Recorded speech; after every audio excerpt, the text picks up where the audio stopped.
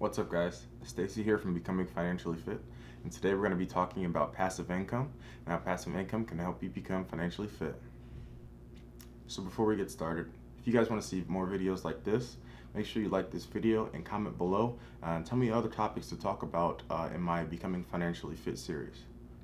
Also, make sure you subscribe below and hit that bell notification to make sure you're updated on every new post and video we have. So today we're going to talk about passive income. I'm going to give you guys some tips on earning passive income, some common forms of passive income, and then I'm going to wrap it up with a recommendation about passive income itself. So for starters, what is passive income? So by definition, passive income is earning derived from a rental property, limited partnership, or other enterprises in which a person is not actively involved. This type of income enables individuals to benefit from the initial upfront work or investment to eventually become financially fit. This video will cover several passive income ideas and how to get started earning passive income. Since the barriers to entry for passive income are extremely low, just about anyone can do it. All it takes is a small investment in a dividend-paying stock or a nominal balance set aside in an interest-bearing account. So for starters, there are four main types of passive income: rental income, dividend income, interest income, and royalty income. According to the IRS, rental income is any payment you receive for the use or occupation of a property that you own. Rental income is considered passive when you own a portion or you own the entire property, but you don't participate in the day-to-day operations and management of that particular property or company.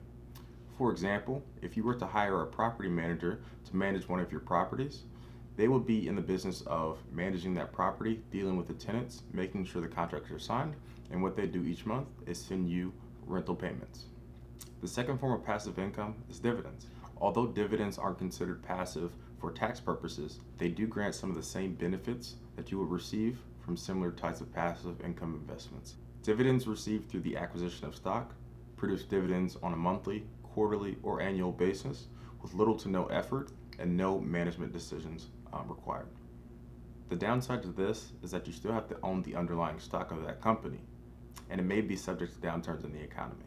Also, companies aren't obligated to pay dividends to their shareholders, so the dividend payments received from acquisitions in stock can vary from quarter to quarter. The next type of passive income is interest income. When accumulating interest income, it takes money to make money. Interest is only received after capital, most likely cash, is set aside in a designated account for a set period of time. In exchange for loaning out funds, interest payments are then received from the borrower. Unlike stock, you have no ownership, but you do receive passive income in the form of interest payments over a set period of time. Types of investment vehicles used to collect interest income include CDs, treasury bills, savings accounts, or some traditional checking accounts. One other form of passive income is royalty income. Royalty income is received from allowing someone else to use your name or property. Some of the main form of royalty payments include patents, copyrighted works, trademarks, natural resources, or franchises. So, what's the big deal about passive income? In summary, financial literacy is a marathon, not a race. Using the passive income strategies that we just stated will help you generate multiple streams of income, which include passive income to help you build wealth and become financially fit in the long run. Passive income allows you to bring in income while you're dedicating your time elsewhere. If you want to achieve financial independence and become financially free, then passive income is the right thing for you. So, we talked about passive income and how it can benefit you, and we also discussed some of the main types of passive income. Now I want to hear what you guys think. Do you guys have any other forms of passive income that you currently use today?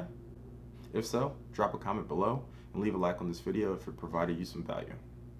If you guys want to see more content like this, make sure you hit that subscribe button and the bell notification as well so you can stay updated on becoming financially fit, or head over to the financialliteracy.com to stay updated on our blog posts.